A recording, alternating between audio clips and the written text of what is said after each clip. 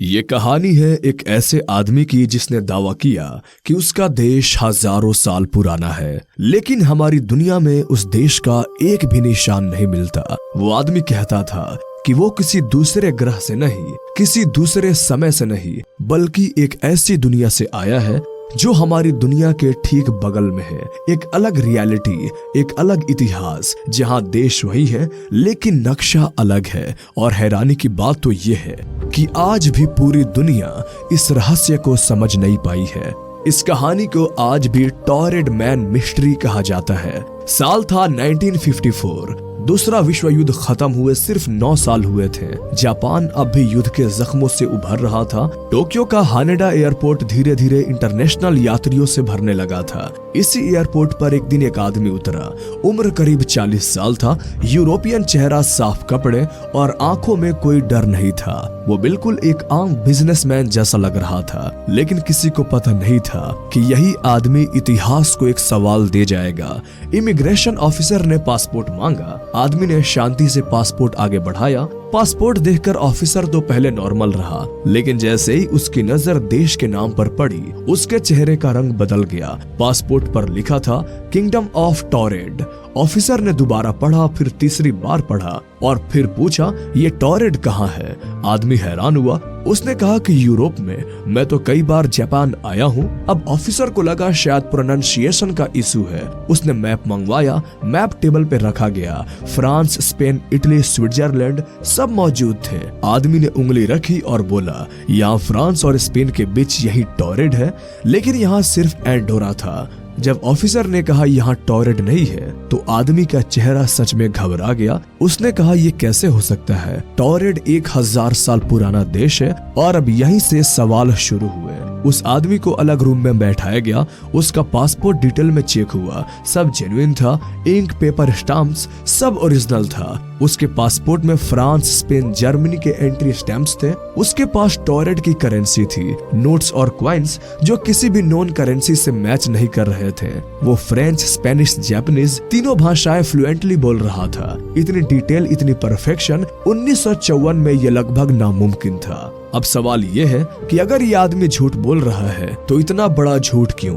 Japanese authorities ने decide किया जब तक इन्वेस्टिगेशन पूरी तरह नहीं होती, इस आदमी को होटल में रखा जाएगा। टोक्यो के एक होटल में उसे रूम दिया गया। ऊंची मंजिल थी, खिड़की बाहर से नहीं खुल सकती थी। दरवाजे के बाहर गार्ड्स तैनात थे। उसका पासपोर्ट, डॉक्यूमेंट्स सब सिक्योरिटी के पास था। आदमी ने कोई विरोध नहीं किया और उसने धीमे लहजे में कहा, कल सब क्लियर हो जाएगा। लेकिन अगली सुबह गार्ड्स ने दरवाजा खोला। कमरा वैसा ही था। बिस्तर, कुर्सी, खिड़की सब ठीक था, लेकिन आदमी वहां नहीं था। दरवाजा अंदर से लॉक्ड था। कोई जंप पॉसिबल भी नहीं था। गार्ड्स ने कहा, पूरी रात कोई अंदर बाहर तो नहीं गया?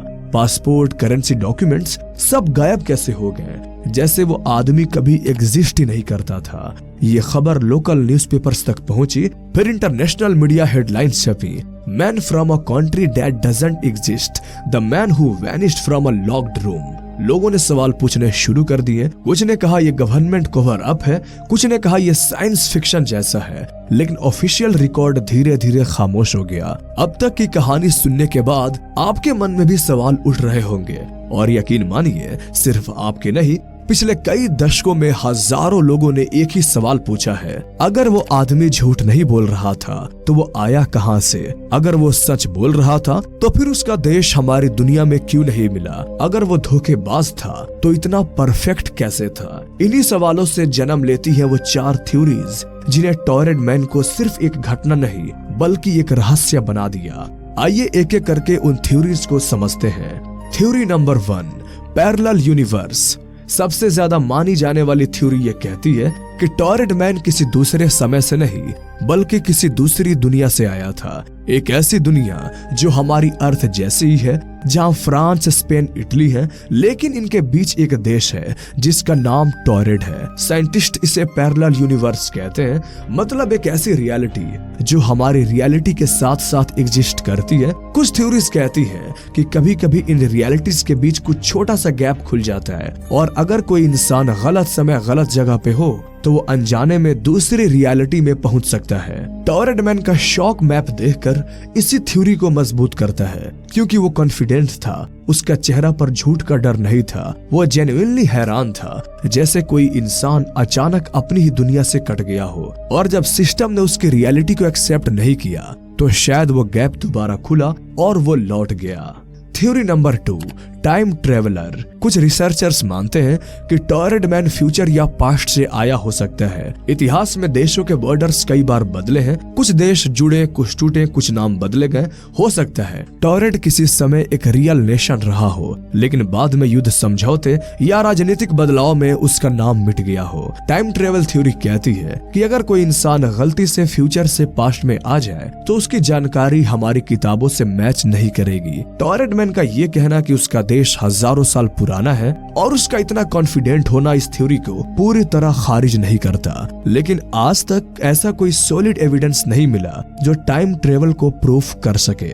इसलिए ये थ्योरी आज भी एक सवाल बनकर खड़ी है। Theory number 3, government cover up. तीसरी थ्योरी सबसे डरावनी है, क्योंकि इसमें दोष किसी इंसान का नहीं बल्कि सिस्टम का है। कुछ लोगों का ऐसा मानना है कि टॉयरेट मैन का मामला इतना सेंसिटिव था कि अथॉरिटीज ने जानबूझकर सारी जानकारी दबा दी। 1954 का दौर कोल्ड वॉर की शुरुआत का समय था। हर देश दूसरे देश पर शक कर रहा था। अगर ये आदमी किसी सीक्रेट प्रोजेक्ट या एक्सपेरिमेंट से जुड़ा होता तो उसे पब्लिक होने देना खतरनाक हो सकता था। इस थ्योरी के मुताबिक उस आदमी को चुपचाप हटा दिया गया, रिकॉर्ड्स मिटा दिए गए, फाइल्स बंद कर दी गई और धीरे धीरे कहानी को अफवाह बना दिया गया। Theory number 4, master level fraud. आखिरी थ्योरी सबसे प्रैक्टिकल लगती है कि वो आदमी एक एक्स्ट्रा ऑर्डिनरी कॉन आर्टिस्ट था, इतना इंटेलिजेंट, इतना प्रिपेयर्ड कि उसने पासपोर्ट, स्टैम्प्स, करेंसी, लैंग्वेज सब कुछ परफेक्टली फेक किया। लेकिन यहीं ये थ्योरी कमजोर पड़ जाती है, क्योंकि 1954 में इतना एडवांस टेक्नोलॉजी लगभग इम्पॉसिबल था। न इंटरनेट था, न डिजिटल प्रिंटिंग। कई बार थ्योरी सुनने के बाद कहानी खत्म नहीं होती, बल्कि यहीं से एक अजीब सी बेचैनी शुरू होती है, क्योंकि इन चारों में से कोई भी थ्योरी पूरी तरह गलत भी नहीं लगती और पूरी तरह सही भी नहीं लगती।